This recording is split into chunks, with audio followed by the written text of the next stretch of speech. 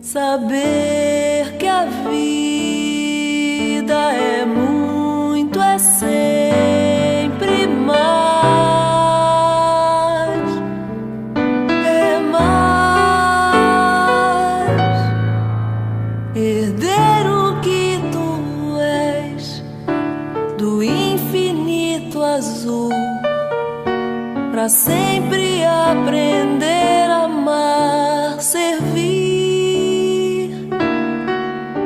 Liberta o coração e voa pra amplidão, com fé em Deus e as mãos na terra.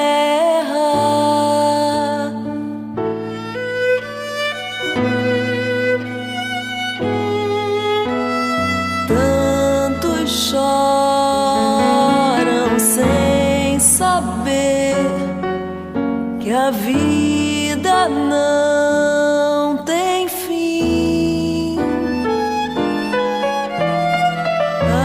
Abra os braços,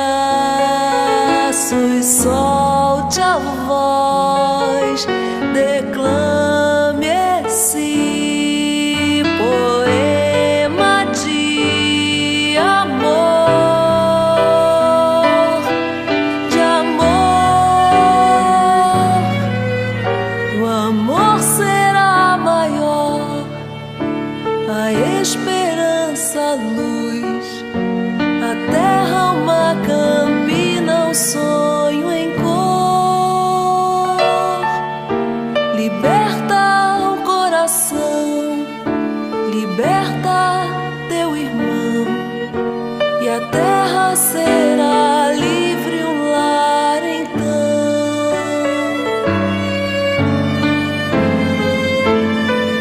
Vais viver com alegria o infinito aqui.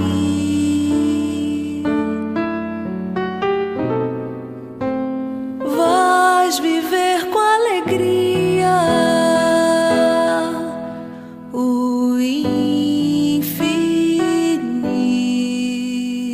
aqui.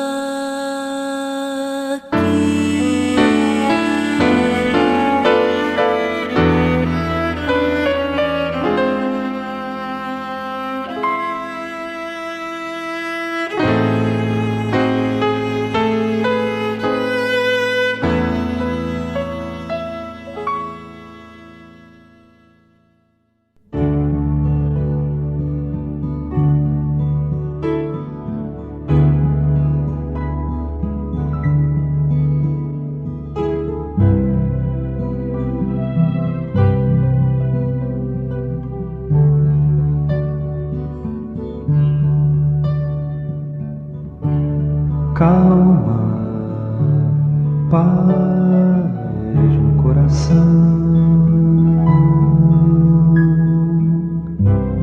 É silêncio que se faz na alma.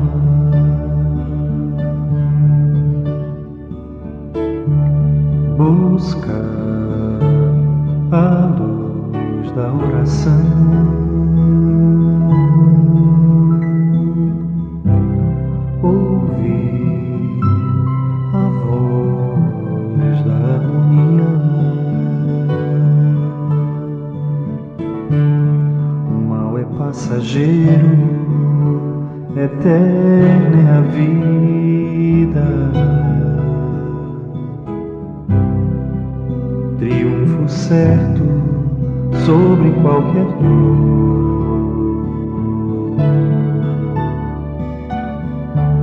A fé é bálsamo pra alma,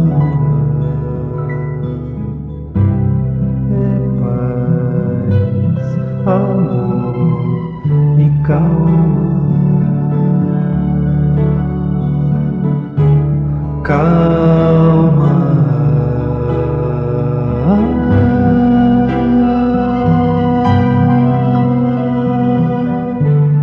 calma, calma,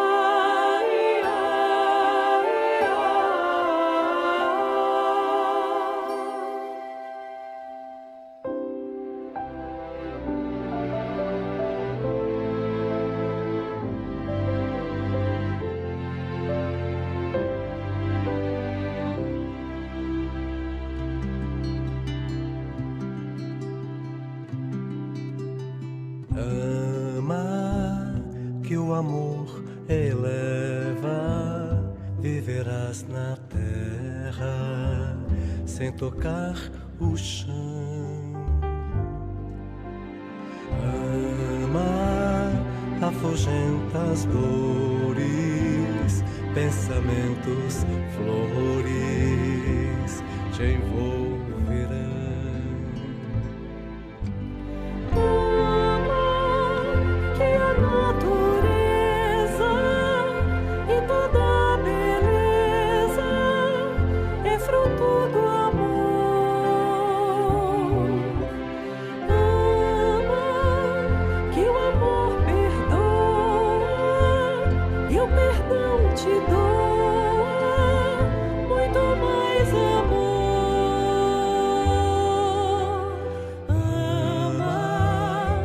A lei divina que o mestre ensina é a lei de amor.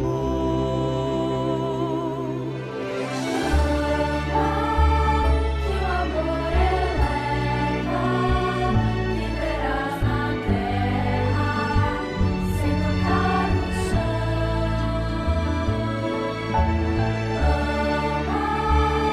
Afugenta as dores, pensamentos, flores te envolverão.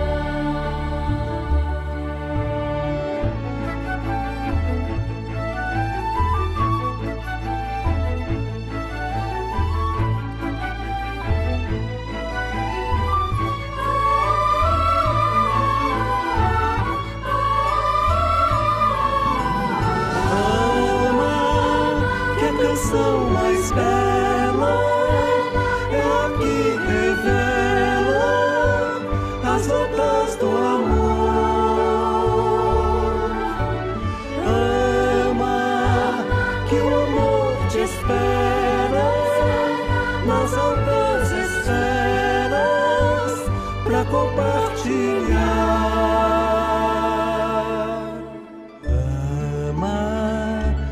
amor te inspira, faz o peito a lira.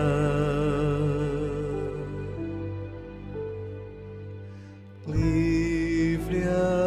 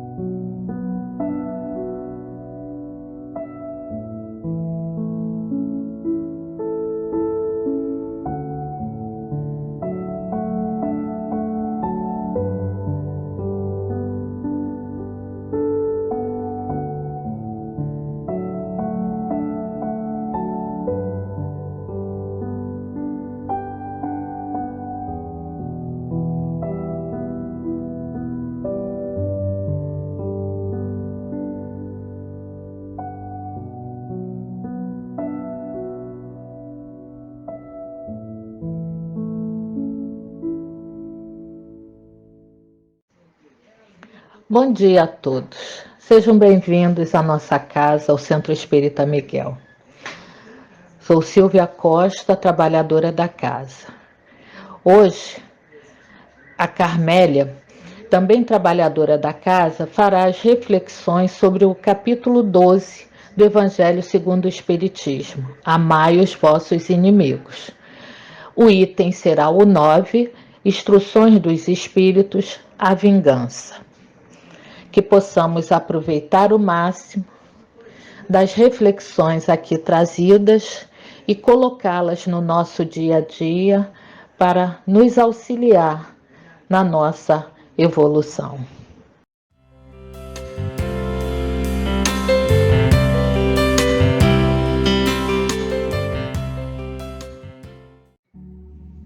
Do livro Fonte Viva, pelo Espírito de Emmanuel, por Francisco Cândido Xavier, capítulo 4, Cada qual.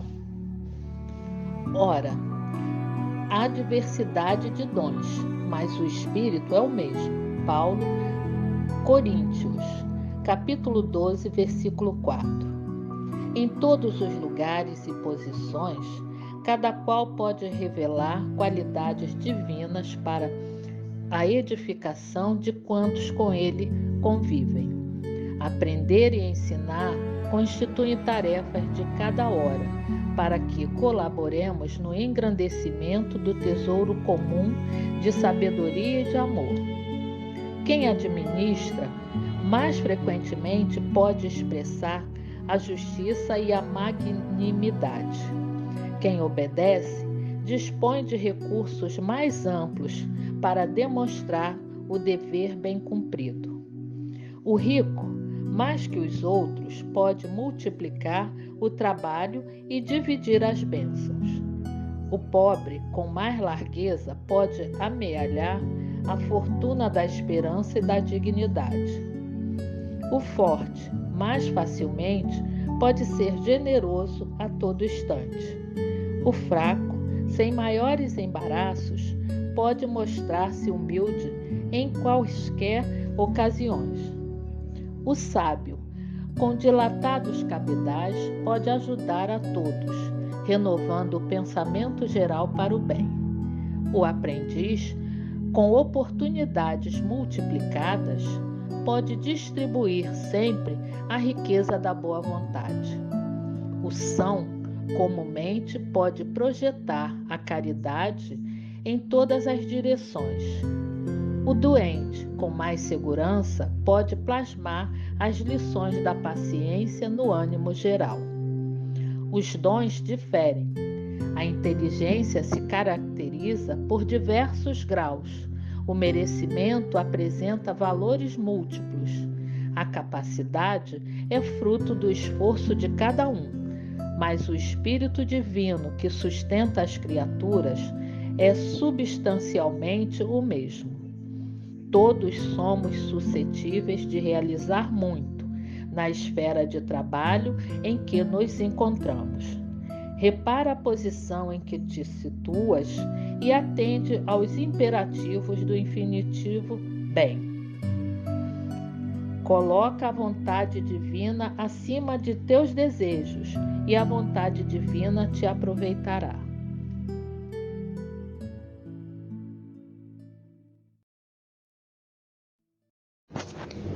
Mestre Jesus, queridos amigos espirituais, nós pedimos o teu amparo nesse momento, Senhor, para que essas reflexões da manhã de hoje possam envolver a tantos irmãos que precisam dos teus ensinamentos para direcionarem o seu caminho.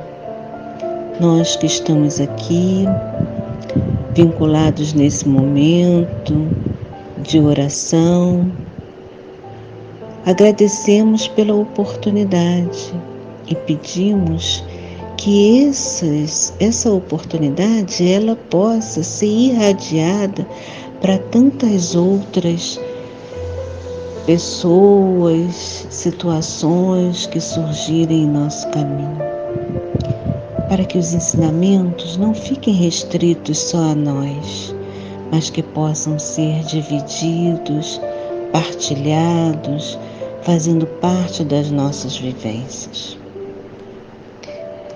Pedimos por todos aqueles que se encontram em sofrimento, pela doença, pelos vícios, pelos maus hábitos, que possam, Jesus, abrirem brechas para ouvirem os seus amigos espirituais, para que tenham a força, a coragem, a vontade para as mudanças que se fizerem necessárias.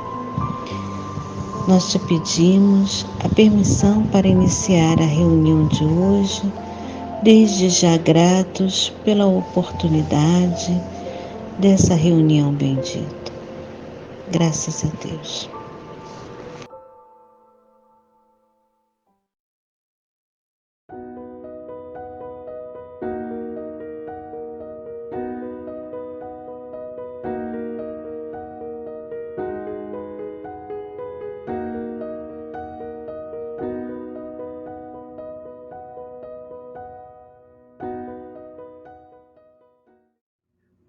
Olá, amigos, muito bom dia, espero que todos estejam bem. Hoje eu estou aqui para nós continuarmos o estudo do Evangelho, estamos no capítulo 12 e hoje no item 9, que fala da vingança. Meu nome é Carmélia e eu sou uma trabalhadora do Centro Espírita Miguel.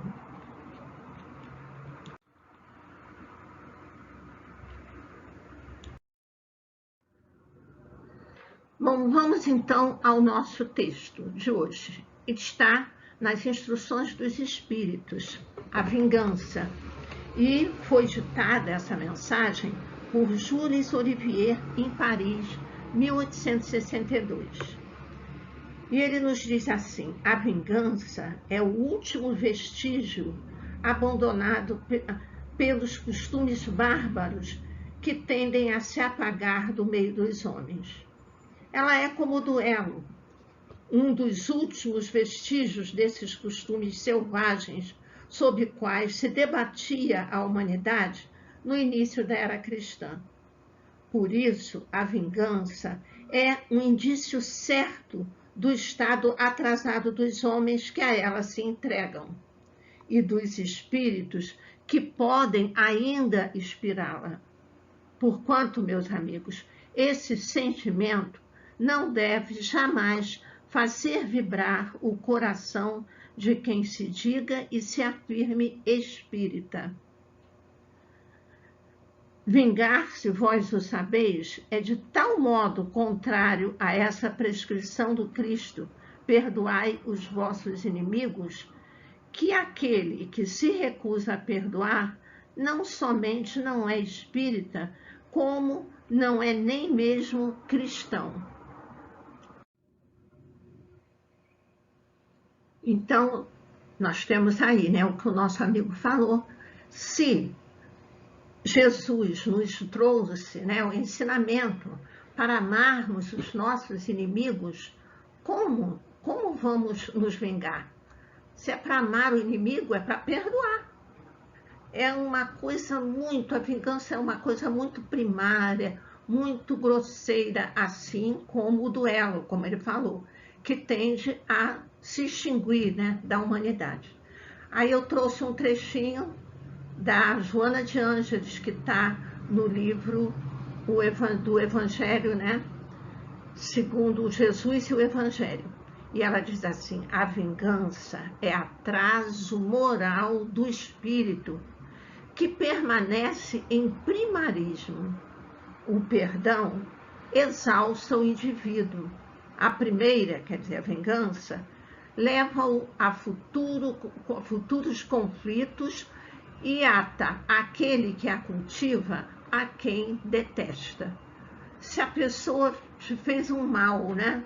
Se você está sentido, está magoado com aquilo, se você vai ficar pensando em vingança, você vai ficar presa, atada, como ela disse aqui, aquele inimigo, aquela pessoa. Às vezes tem até que voltar diversas encarnações com aquela pessoa por causa dessa ideia de vingança. Tem no livro Dramas da Obsessão, né, tem a história de Leonel e os judeus, e ele foi vítima da Inquisição lá em Portugal, e ficou com aquele ódio, com aquela coisa de vingança, perseguindo aqueles que foram os que o condenaram, né, que foram os seus carrascos, digamos assim. E ele ficou 4 séculos, são 400 anos, perseguindo essa família, perseguindo essas pessoas, obsediando. Quer dizer, ele não se afastou deles, quer dizer, ele não progrediu, ficou atado àquilo, até que foi socorrido, né, foi explicado a ele. A filha dele, que já tinha evoluído, veio para ajudá-lo, mas custou. Quantos anos ele perdeu naquela ideia de vingança? É uma coisa muito triste. Continuando, então, o texto do Evangelho, o nosso irmão diz assim: a vingança é uma inspiração tanto mais funesta quanto a falsidade e a baixeza. São suas companheiras assíduas. Com efeito, aquele que se entrega a essa fatal e cega paixão não se vinga quase nunca a céu aberto. quando é o mais forte, precipita-se como um animal feroz sobre aquele a quem chama seu inimigo. Quando a visão deste vem inflamar sua paixão, sua cólera e seu ódio.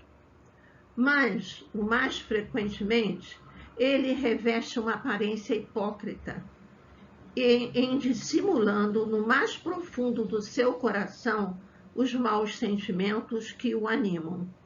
Toma caminhos escusos, segue na sombra seu inimigo, sem desconfiança e espera o momento propício para atingi-lo sem perigo. Continuamos então.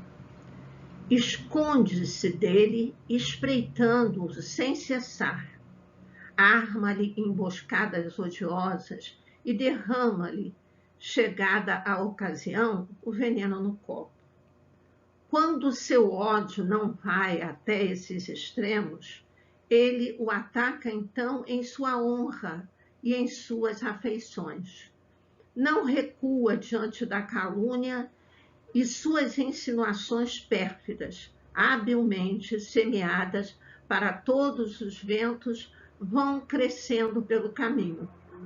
Por isso, quando aquele que persegue se apresenta nos lugares onde seu sopro envenenado passou, espanta-se de encontrar rostos frios, onde encontrava outras vezes rostos amigos e benevolentes.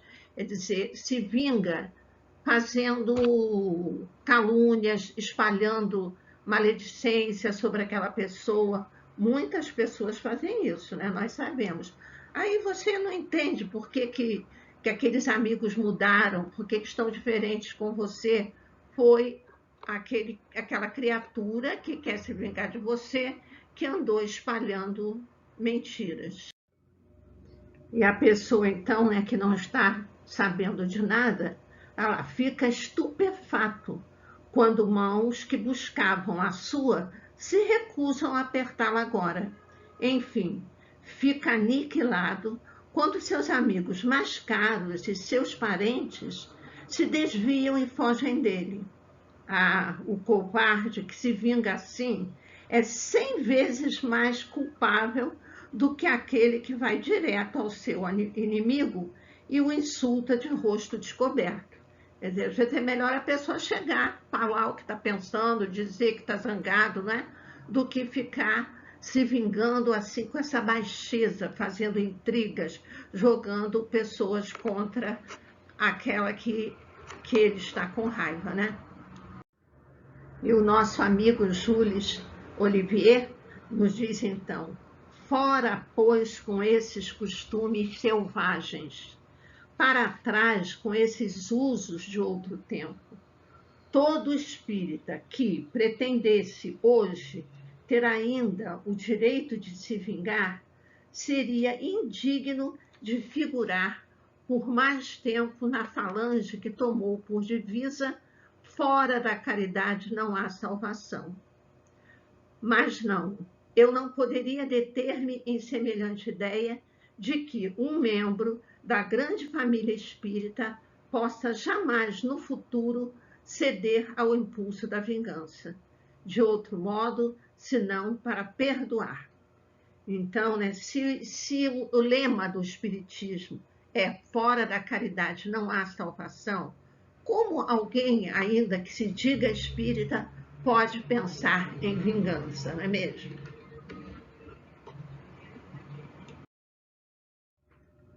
O nosso irmão Jules, né, falou de vingança, assim, de botar veneno no copo, de difamar, mas existem outras vinganças. Vinganças cotidianas, pequenas, mas que machucam. E aí eu trouxe uma historinha, né, para a gente ver. Marido e esposa encontravam-se no mesmo local conversando, quando, sem qualquer justificativa, o marido a deixou falando sozinha e saiu. A esposa ficou sem nada entender. Ele, ao perceber a falta de sensibilidade, voltou e pediu desculpas. Desculpe, meu amor, mas você também já fez isso, não é mesmo? A esposa, então, apenas sorriu e confirmou a informação do marido, o que teria sido uma nobre atitude, pedindo desculpas, tornou-se, então, um grande equívoco, né?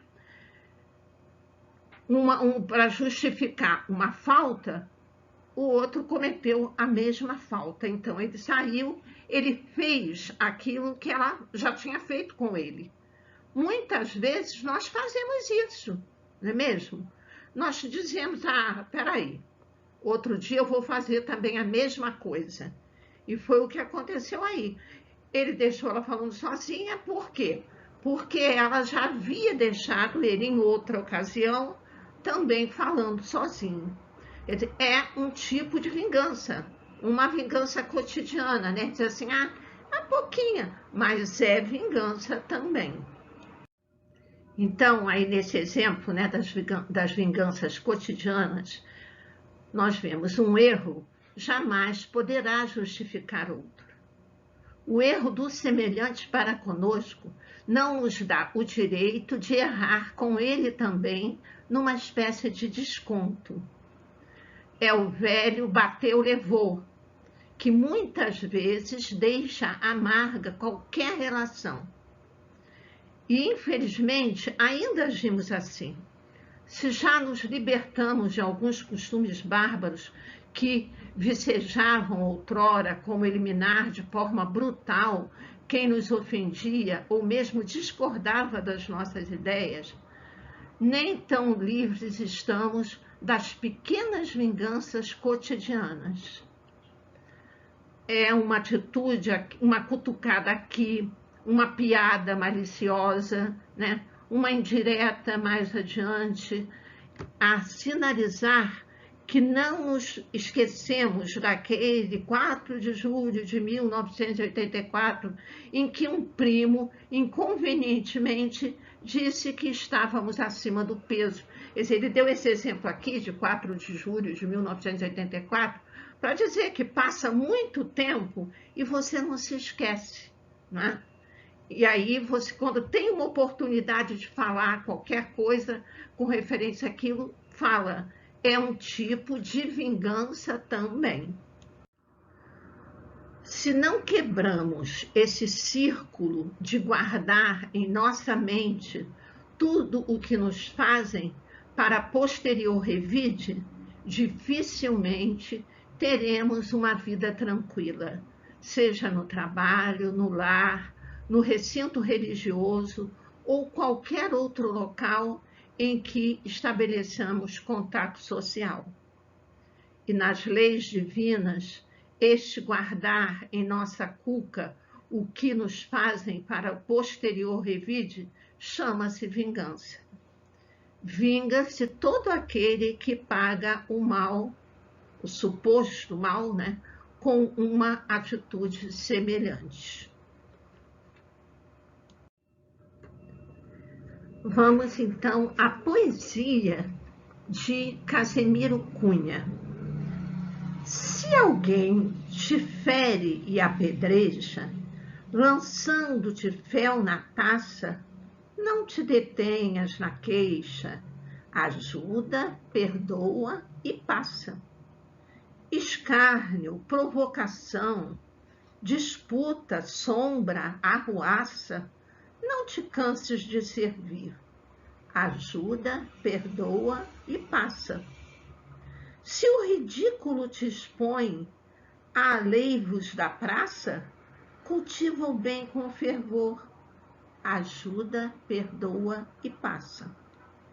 Quando a aflição te visite na injúria que te ameaça, trabalha e espera o futuro. Ajuda, perdoa e passa. Ante as fogueiras que surgem, quando o ódio sai à caça, no silêncio da oração, ajuda, perdoa e passa. Se a calúnia te persegue, na lama com que te enlaça, desculpa incessantemente, ajuda, perdoa e passa. O culto da caridade é a nossa eterna couraça, vencendo as perturbações, ajuda, perdoa e passa. Aos obreiros do Evangelho, a treva nunca embaraça. Quem segue com Jesus Cristo, ajuda, perdoa e passa. Esta linda poesia, né, que foi psicografada por Francisco Cândido Xavier, é do Casimiro, né, mas foi psicografada pelo Chico e está no livro Correio Fraterno. Ela nos dá um conselho maravilhoso, né, difícil às vezes de fazermos, mas precisamos sempre, né, nos esforçarmos para ajudar, perdoar e passar, não é? Perdoar e passar, esquecer. Obrigada pela atenção de todos e até uma próxima oportunidade. Sintonizados com a espiritualidade de luz da nossa casa, vamos elevar nosso pensamento a Deus, a Jesus, agradecendo tudo que recebemos nesta manhã e pedindo por toda a humanidade para que todos sejam abençoados e amparados, que todos os doentes do corpo e do espírito recebam o remédio que precisam e merecem. Bom dia. Quanta luz nesse ambiente descendo sobre nós, vibrando em nossa mente. Quanta luz quando assim em prece, como a alma cresce aos olhos de Jesus. Quanta luz, pois em oração a voz do Mestre fala ao nosso coração. Quanta luz descendo sobre nós. Quanta luz, quanta luz.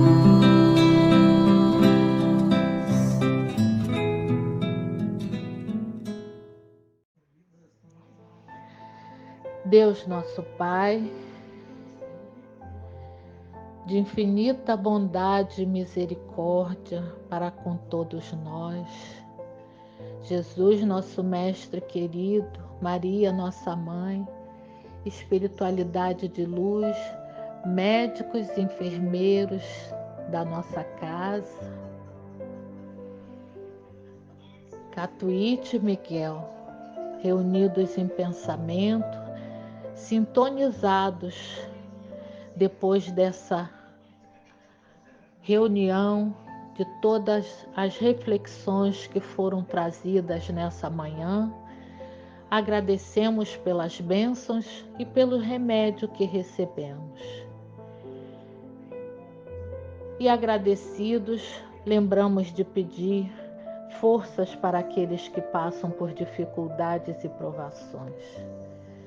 Calma e tranquilidade para aquelas almas, para aqueles irmãos que têm as suas aflições e seus problemas. Pedimos pelos enfermos, pelos aflitos, por todos aqueles que estão acamados, desanimados, por todos aqueles que estão nas ruas, nos hospitais, num leito de dor, por aqueles irmãos que estão presos no crime e no vício. e pedimos em especial, Senhor, pelos governantes, que eles possam entender o compromisso que trouxeram e possam fazer o melhor para o povo. Pedimos pela paz e pedimos resignação, força e fé para seguirmos em frente, confiantes de que não estamos sozinhos. Graças a Deus, graças a Jesus.